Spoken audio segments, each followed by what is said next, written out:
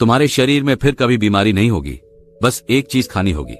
वही चीज कौन सी है, ये आज की बौद्ध कहानी की मदद से हम जानेंगे। तो चलिए दर्शकों, कहानी की शुरुआत करते हैं। दोस्तों, आजकल के इस भाग दौड़ भरे जीवन में हर कोई अपना शरीर बलशाली बनाना चाहता है।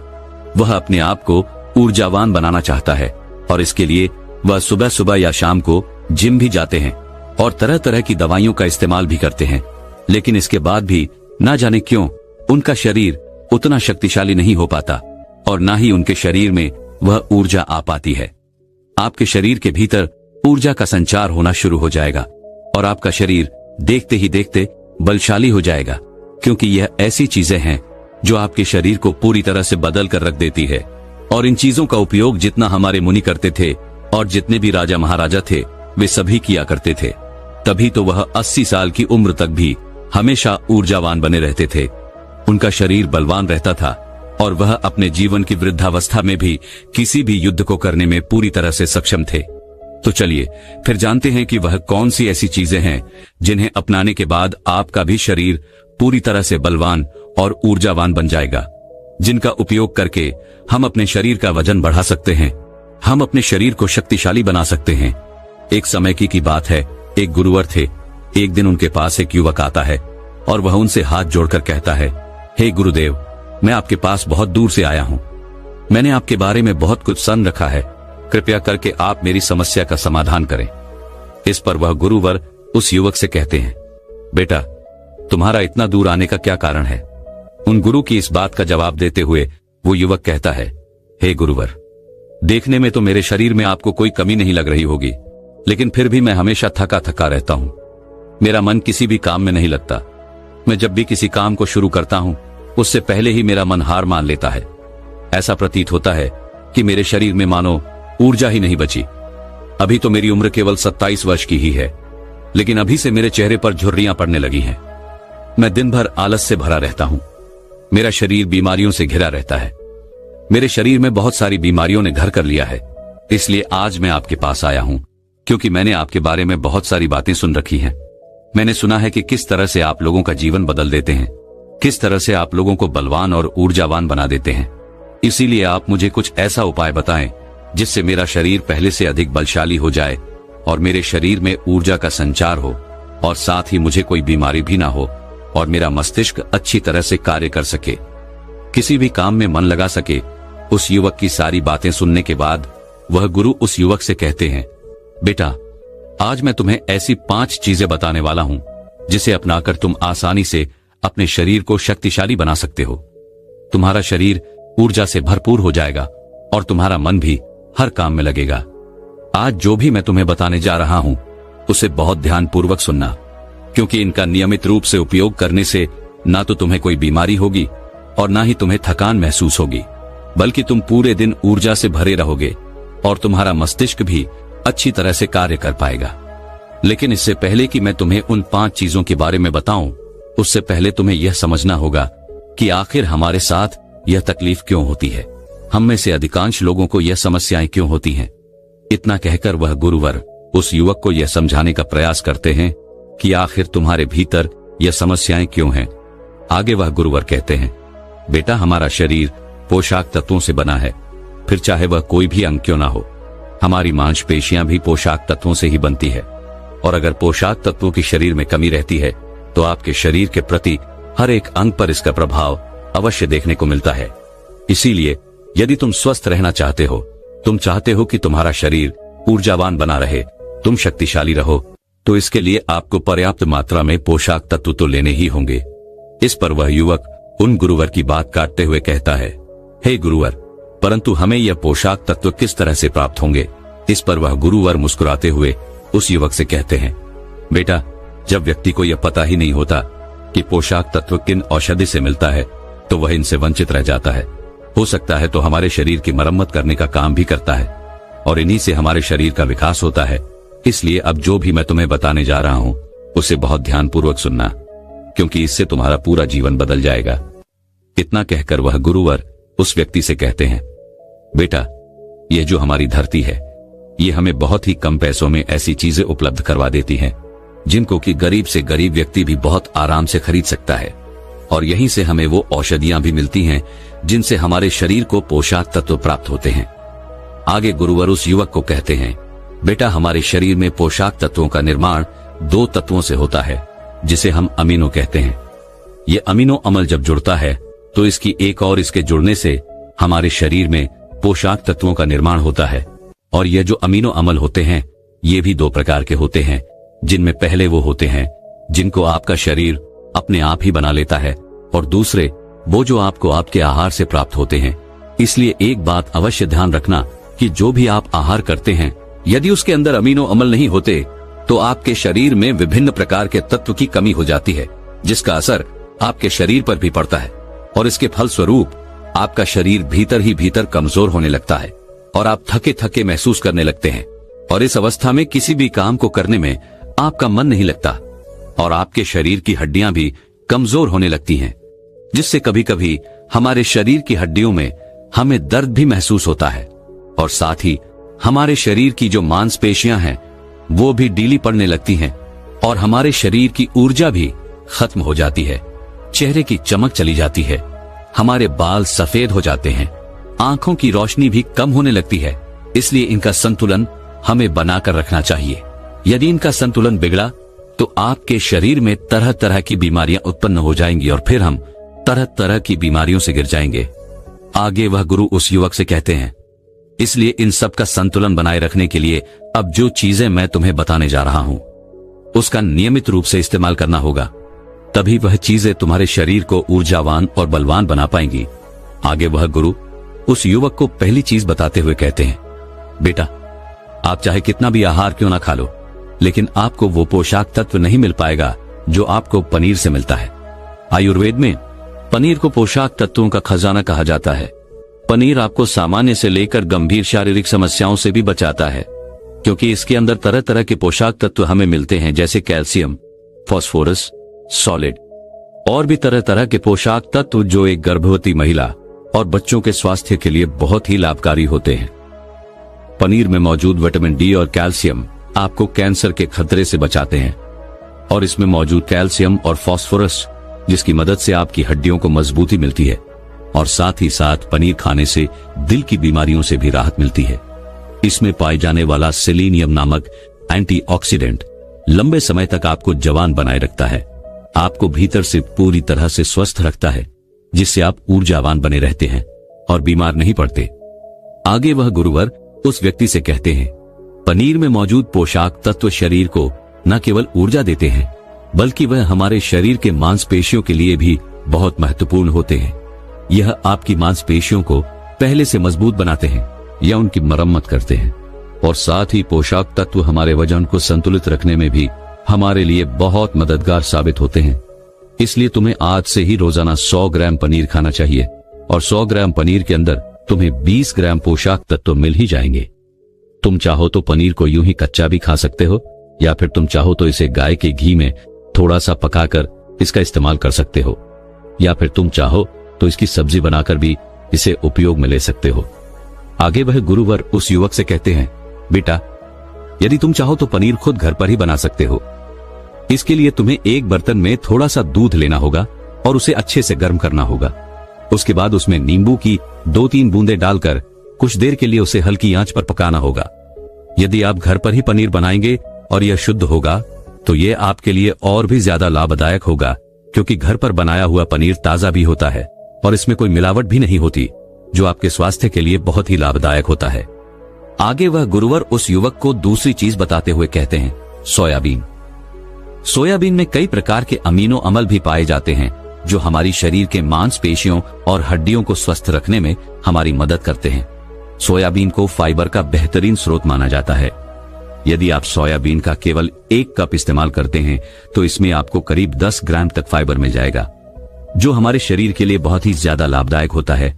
जो लोग शाकाहारी होते हैं उनके लिए सोयाबीन एक वरदान है, क्योंकि जो लोग मांस का प्रयोग करते हैं, जो लोग मांस का सेवन करते हैं, उन्हें उतना पोषक तत्व नहीं प्राप्त होता जितना कि एक शाकाहारी व्यक्ति को सोयाबीन का सेवन करने से होता है।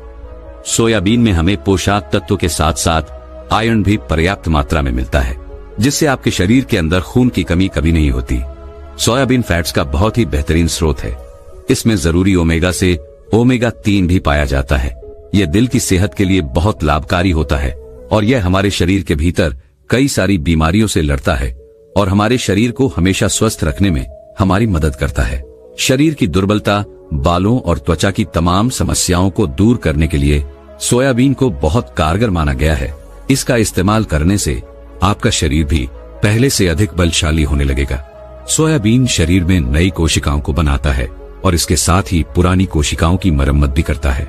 सोयाबीन के सेवन से शरीर में कुछ ऐसे जरूरी हार्मोन निकलते हैं जिससे हमारा मानसिक संतुलन पहले से बेहतर होने लगता है। सोयाबीन के सेवन से हमारी हड्डियां पहले से अधिक मजबूत होने लगती हैं और इसके लगातार प्रयोग से आपका रक्तचाप भी नियंत्रण में रहता है।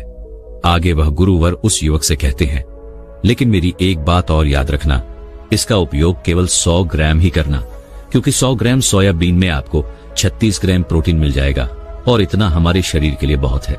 इसके लिए तुम्हें पहले सोयाबीन को थोड़ी देर पानी में भिगो कर रखना है और पानी में भीगने की वजह से जब वह नरम हो जाएगा तब तुम आराम से उसका सेवन कर सकते हो। आप चाहें तो इसे कच्चा भी खा सकते हैं या फिर इसकी सब्जी बनाकर भी आप इसका सेवन कर सकते हैं। आगे वह गुरुवर उस युवक को तीसरी चीज बताते हुए कहते हैं, अंकुरित दाल का प्रयोग करो। दाल में आपको हरी मोड़ की दाल, मोड़ के छिलके वाली दाल और चने की दाल का भी सेवन करना है। ये तीनों ही पोषक तत्वों का बहुत अच्छा स्रोत है। इन तीनों में आपको भरपूर मात्रा में फाइबर मिल जाता है। जब आपके शरीर में फाइबर अच्छी मात्रा में होता है तो ये आपके पाचन के लिए बहुत ही लाभकारी होता है।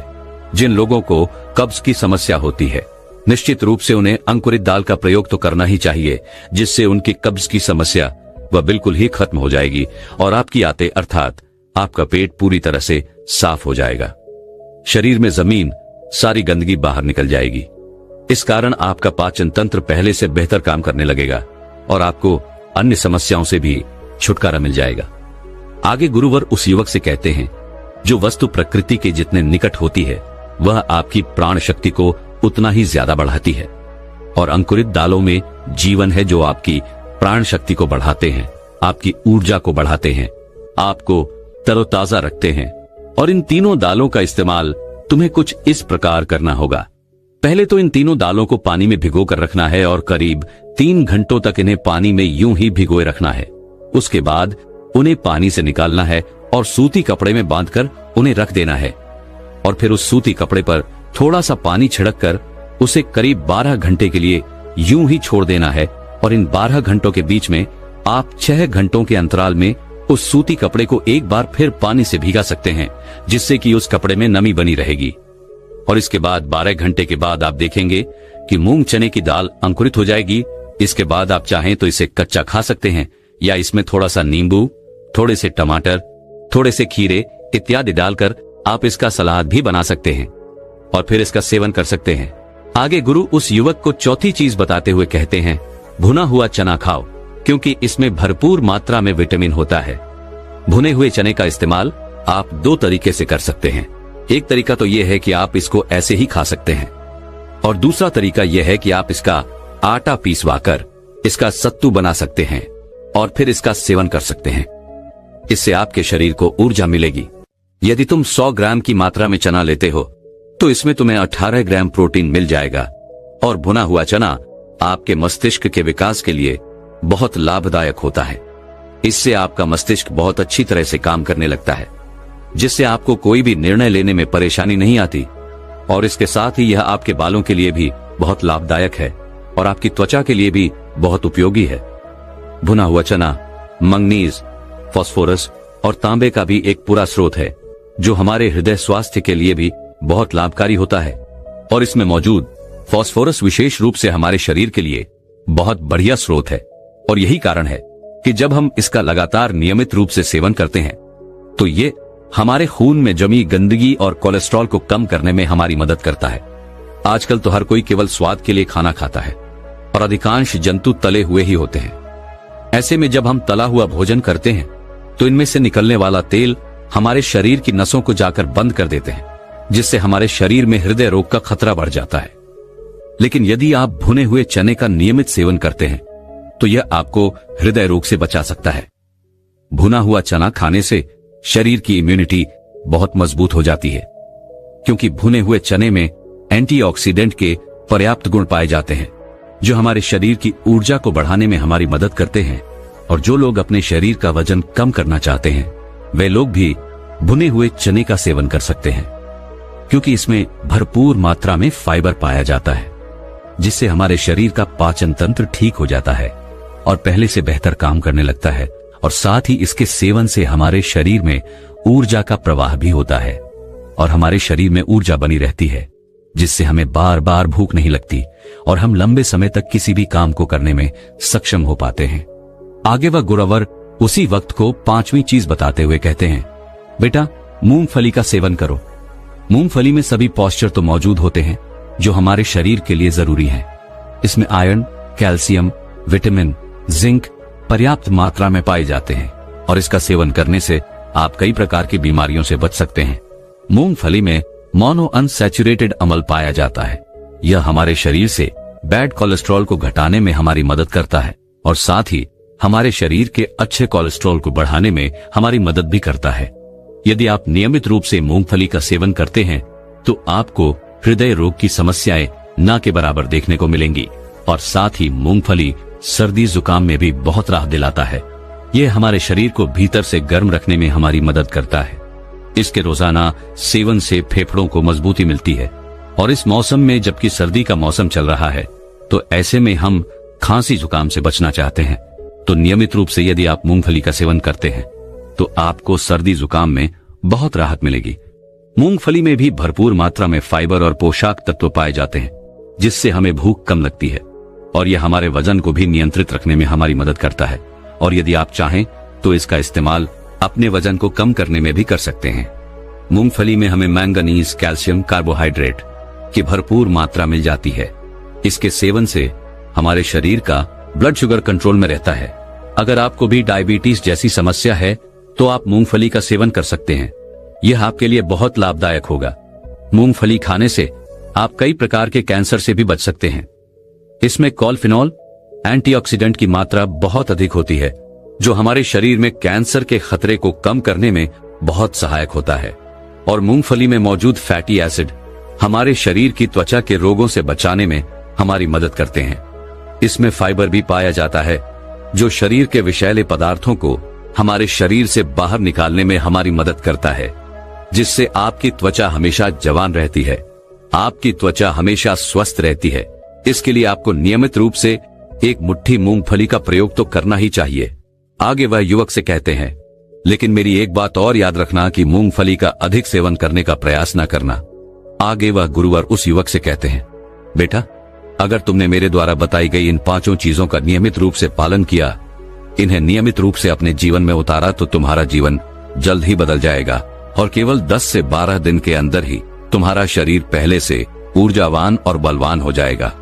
तुम पहले से बहुत अच्छा महसूस कर पाओगे और यदि तुम नियमित रूप से इनका सेवन करते रहते हो तो भविष्य में भी तुम्हें बहुत ही कम समस्याओं का सामना भी करना पड़ेगा। इतना कहकर वह गुरुवर शांत हो गए और वह युवक भी अब यह समझ चुका था कि उसे क्या करना है।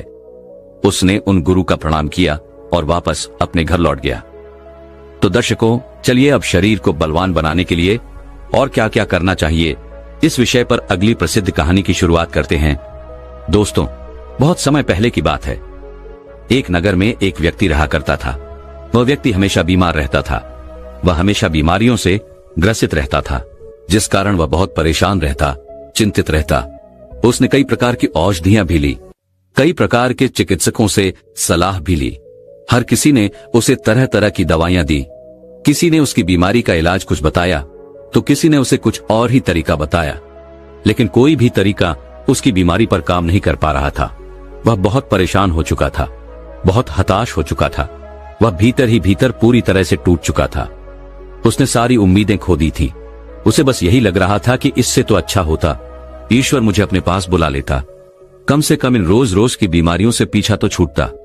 इसी कारण वर्ष वह हमेशा चिंता में रहता, निराश रहता। तभी एक दिन उसके पास उसका एक मित्र आया। उसने उसे एक साधु के बारे में बताया। वह साधु लोगों का इलाज बिना किसी औषधि, बिना किसी दवाइयों के करते थे। उनके इलाज करने का तरीका बहुत अनोखा था। न ही वह किसी को किसी प्रकार की दवाइयां देते और न ही वो किसी प्रकार का उन्हें परहेज बता देते। लेकिन जो भी उनके पास जाता था वह पूरी तरह से स्वस्थ और तंदुरुस्त हो जाता। जब उस व्यक्ति के मित्र ने उन साधु के बारे में उसे बताया तो उस व्यक्ति से रहा नहीं गया। तुरंत ही उन साधु से मिलने के लिए जा पहुंचा। जब वह वहां गया तो उसने उन साधु से कहा, है गुरुवर, मैंने आपके बारे में बहुत सुना है। मैंने यह सुना है कि आप किसी की भी बीमारियां ठीक कर सकते हैं। ना ही आप उसे कोई औषधि देते हैं और ना ही उसे कोई उपाय बताते हैं, फिर भी वे लोग पूरी तरह से स्वस्थ और तंदुरुस्त हो जाते हैं। यह बहुत अद्भुत बात है और यह सुनकर ही मैं आपके पास आया हूं। लेकिन मैं यह जानना चाहता हूं, क्या आखिर बिना औषधियों के, बिना दवाओं के हमारा शरीर कैसे ठीक हो सकता है? हमारे शरीर की बीमारियां कैसे खत्म हो सकती हैं? आगे वह व्यक्ति उन साधु से कहता है गुरुवर, देखने में तो मेरा शरीर बहुत ही हट्टा कट्टा है और मैं मोटा भी हूं, और इसी मोटापे के कारण मेरे शरीर में ना जाने कितनी प्रकार की बीमारियां हैं और इसके कारण वर्ष में बहुत परेशान हूं। जब भी मैं किसी चिकित्सक के पास जाता हूं तो वो यही कहता है कि तुम बहुत मोटे हो, अपना वजन घटा लो, तुम्हारी सारी बीमारियां ठीक हो जाएंगी। जिसके लिए वो मुझे कुछ औषधियां, कुछ दवाइयां भी देते हैं, लेकिन वो दवाइयां कुछ काम नहीं करती और मेरी बीमारियां ठीक नहीं हो पाती है गुरुवर। वैसे तो मैं खुद भी नहीं जानता हूं कि मेरे शरीर में कौन कौन सी बीमारियां हैं। जैसे यदि मैं कुछ दूर चलता हूं तो मेरी सांस फूलने लग जाती है। इसके अलावा जब मैं चलता हूं तो मेरे घुटनों में दर्द भी महसूस होता है। मेरे दिल की धड़कन तेज हो जाती है, जिस कारण हृदय के रुकने का खतरा भी होता है। ऐसी न जाने कई सारी बीमारियां मेरे शरीर को घेर रखी हैं और मैं इनसे छुटकारा पाना चाहता हूं। मैं बहुत परेशान हो चुका हूं। मैंने आज तक जितनी भी औषधियां ली है, जितनी भी दवाइयां ली हैं, वे सारी दवाइयां, वे सारी औषधियां मेरे किसी काम की नहीं। वे सभी मेरे बीमारियों को ठीक नहीं कर पाई। इसी कारण मैं बहुत परेशान हूं, बहुत चिंतित हूं, और इसी कारण वर्ष आज मैं आपके पास आया हूं। मेरा आधा जीवन यूं ही व्यर्थ हो चुका है। कृपया करके मुझे कोई ऐसा तरीका बताएं जिससे मैं अपनी बीमारियों को खुद ही ठीक कर लूं। मुझे किसी चिकित्सक के पास ना जाना पड़े। इस पर वह साधु मुस्कुराने लगे और उस युवक से कहते हैं, क्या तुम्हें पूरा विश्वास है कि तुम अपने शरीर की बीमारियों को खुद ठीक कर सकते हो? क्योंकि यह विश्वास ही है जो तुम्हें तुम्हारी बीमारियों से मुक्त कर सकता है। जिन्हें खुद पर विश्वास होता है वे लोग अपने जीवन में कुछ भी हासिल कर लेते हैं। ठीक उसी प्रकार यह चीजों में खुद पर विश्वास होगा तो तुम अवश्य ही अपनी बीमारी को ठीक कर पाओगे। अन्यथा यदि तुम्हें खुद पर विश्वास ही नहीं तो तुम अपने जीवन में कभी कुछ नहीं पा सकते, और तो और ना ही तुम अपने बीमारियों का इलाज कर सकते हो। यदि तुम्हें खुद पर विश्वास है तभी मैं तुम्हें वह तरीके बता सकता हूं, अन्यथा तुम यहां से जा सकते हो। यह उपाय तुम्हारे किसी काम का नहीं, क्योंकि यदि तुम्हें खुद पर विश्वास न हुआ, तुम्हें यह तरीके बता भी दो, तब भी तुम अपने आप से अपनी बीमारियों को ठीक नहीं कर पाओगे। इसलिए मेरा यह तरीका तुम्हें बताना भी व्यर्थ हो जाएगा। इस पर वह युवा उन साधु से कहता है गुरुवर, मुझे खुद पर पूरा विश्वास है और इसी कारणवश मैं आज आपके पास आया हूं। यदि आपको मुझ पर विश्वास नहीं है तो बताइए मुझे क्या करना होगा जिससे मैं आपको यह यकीन दिला सकूं कि मुझे खुद पर पूरा यकीन है, मुझे खुद पर पूरा विश्वास है कि मैं अपने खुद की बीमारियों को ठीक कर सकता हूं। इस पर वह गुरु उस युवक से कहते हैं, देखो, हमारा शरीर हमें संकेतों के माध्यम से यह समझाने का प्रयास करता है कि हमारे शरीर में क्या तकलीफें हैं और हमें उसे कैसे ठीक करना है, लेकिन हम कभी भी अपने शरीर के उन संकेतों को समझ नहीं पाते। हम उसे हमेशा नजरअंदाज कर देते हैं, जिस कारण ही हम अनेकों प्रकार की बीमारियों से ग्रसित हो जाते हैं और यह मायाजाल इसी तरह से चलता चला जाता है। इसलिए सबसे पहले तुम्हें अपने शरीर के संकेतों को समझना होगा, तभी तुम अपनी बीमारियों को समझ पाओगे और उनका इलाज भी कर पाओगे। और इसके लिए तुम्हें ध्यान करना होगा, क्योंकि ध्यान ही वह मार्ग है जिसे तुम अपने आप को समझ पाओगे, अपने शरीर के उन संकेतों को समझ पाओगे, अपने शरीर में होने वाले उन बदलाव को महसूस कर पाओगे। उसके बाद ही तुम्हें यह पता चल पाएगा कि तुम्हारे शरीर में क्या कमी है और किस कारण वर्ष तुम बीमारी से ग्रसित हो। और जब एक बार तुम अपने शरीर को समझने लगोगे, उसके द्वारा दिए गए उन संकेतों को समझने लगोगे, तो तुम खुद का इलाज शुरू कर पाओगे, अपने शरीर को उन बीमारियों से बचा सकोगे। इसलिए सबसे पहला और मुख्य बिंदु है ध्यान। ध्यान के द्वारा तुम अपने शरीर में संवेदनशीलता पैदा कर सकते हो, जिससे तुम अपने शरीर के संकेतों को समझ सको, जान सको, उन्हें पहचान सको। उदाहरण के लिए, जैसा कि तुमने कहा था, तुम यदि थोड़ी देर भी चलते हो तो तुम्हारी सांस फूलने लग जाती है। लेकिन क्या तुमने कभी यह ध्यान दिया है कि आखिर तुम्हारी सांस क्यों फूल जाती है? तब तुमने पाया होगा कि तुम्हें तो एस्मा हो चुका है। लेकिन यदि तुमने इन संकेतों को पहले ही समझ लिया होता तो तुम अपने शरीर को एस्थमा जैसी बीमारी से बचा पाते, उसका इलाज कर पाते। इसलिए अपने शरीर और अपने दिमाग में एक संबंध स्थापित करो, जिस संबंध के जरिए तुम्हारा मस्तिष्क यह समझ सके कि आखिर तुम्हारे शरीर में क्या चल रहा है, तुम आखिर किस बीमारी से ग्रसित हो। जब तुम्हारे दिमाग को तुम्हारे शरीर में यह संकेत मिलने लग जाते हैं कि आखिर तुम्हारे शरीर में क्या बीमारी है और इसका क्या कारण है, तो उसके बाद तुम अगले कदम पर बढ़ सकते हो। और अगला कदम है आत्मचिंतन अर्थात विजुअलाइजेशन। इसके लिए तुम्हें कोई ऐसा स्थान खोजना है जहां पूरी तरह से शांति हो। तुम्हें वहां जाकर कुछ देर के लिए आराम से बैठना है और उस दौरान अपनी आंखें बंद करके अपने मन और मस्तिष्क में चित्र देखने की कोशिश करनी है कि तुम पूरी तरह से ठीक हो चुके हो। जैसा तुम चाहते थे तुम वैसा ही पूरी तरह से स्वस्थ हो चुके हो। और ऐसा तुम्हें अगले 5 मिनट तक करना होगा। 5 मिनट तक तुम्हें इस एहसास को महसूस करना होगा, इसे बरकरार रखना होगा कि तुम पूरी तरह से ठीक हो चुके हो। तुम्हारी बीमारी पूरी तरह से खत्म हो चुकी है। तुम ठीक होने के बाद कैसा महसूस कर रहे हो? तुम्हें कितनी खुशी है? तुम उस बात से कितना खुश हो? ये सारी चीजें तुम्हें अपने मन और मस्तिष्क में देखनी होंगी। और यह चित्र पूरी तरह से साफ स्पष्ट होना चाहिए कि तुम क्या चाहते हो।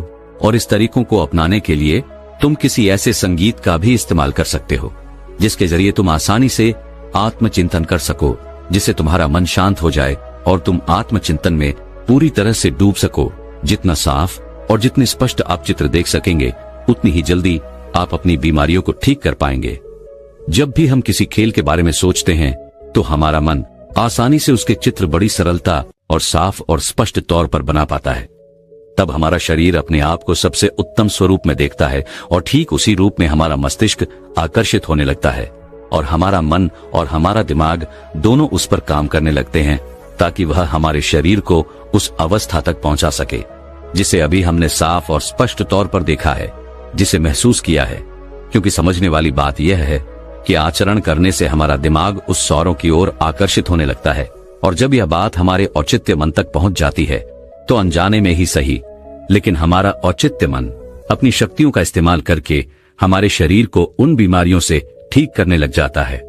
और आप अपने अवचेतन मन की इस शक्ति का इस्तेमाल करके आपके अंदर तरह तरह की बीमारियों को ठीक कर सकते हैं। यदि आप अपना मोटापा घटाना चाहते हैं, आप अपने आप को स्वस्थ और सुडौल बनाना चाहते हैं, या फिर आपको अपनी खूबसूरती बढ़ानी है, आप अपने अनेकों प्रकार की बीमारियों को खुद ब खुद ठीक कर सकते हैं।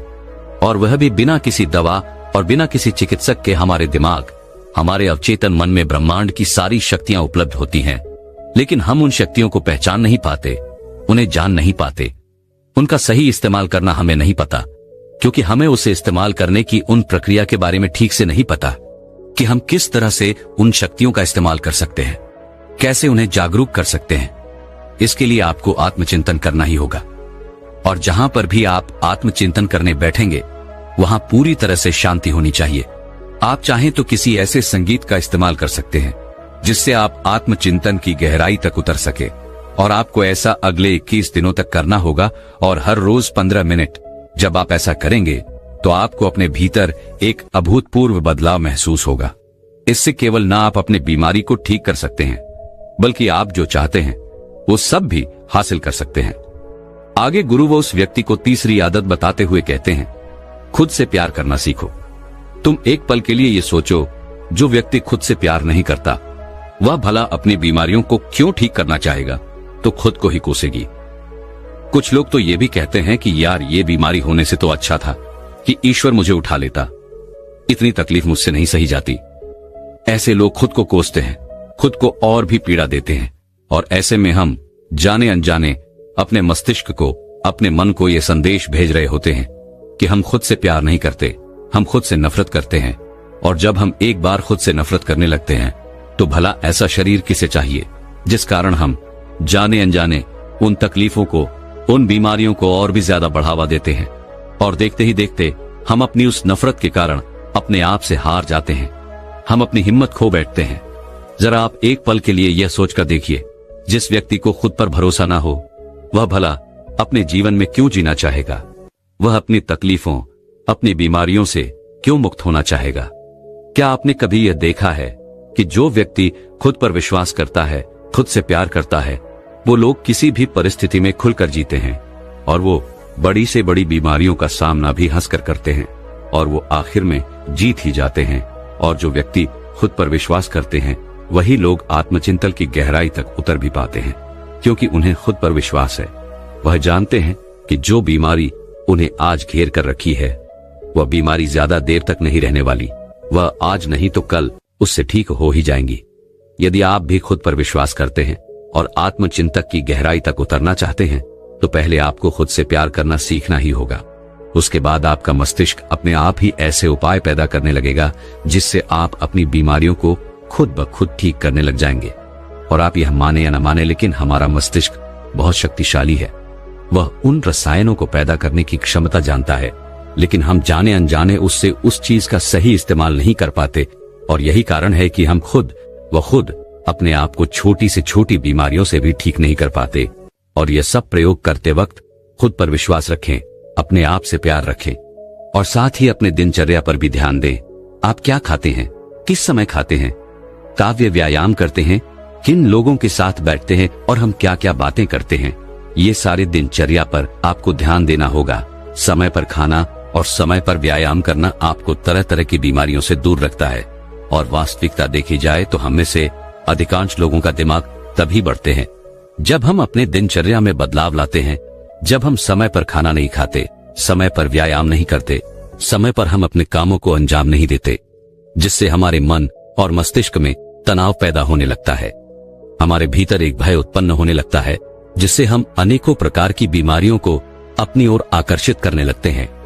यदि आप समय से खाते हैं, पूरी नींद देते हैं, व्यायाम करते हैं, तो आप तनाव मुक्त जीवन जी सकते हैं। उसके बाद अनेकों प्रकार की बीमारियां आपसे कोसों दूर रहेंगी। आपको अपने दिनचर्या का पालन पूरी निष्ठा और ईमानदारी के साथ करना चाहिए।